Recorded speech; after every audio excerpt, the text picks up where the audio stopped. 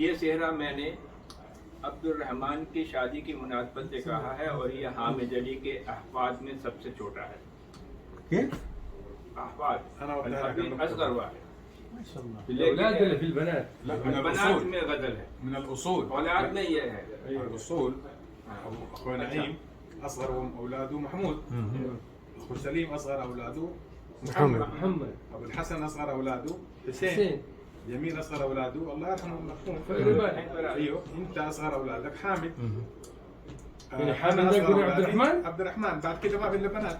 ايوه بس عبد الرحمن اكبر من حامد. لا مو في العمر، في الأصول، في الترتيب الأصول، في ترتيب الاصول. المهم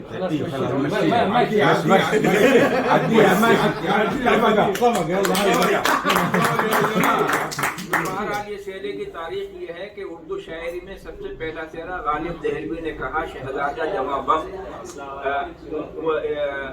आखिर अमरत और मुगल बहादुर शाह के बेटे पर। उसके बाद ये सिलसिला चला रहा है। तो ये सेहरा मैंने वसीम की फरमाइश पर कहा है और ये अब्दुर्रहमान सैयद अब्दुर्रहमान बिन वसीम अल-हामिद सैयद और इसकी बेटी बीबी आयशा आया बिन खालिद जुम्मा। अब इस शेरे के अशार सुन लीजिए, सादा हैं, हालांकि मेरी ज़बान में ये सादा है। बहार सेहरे की क्या कहूँ मैं, बहार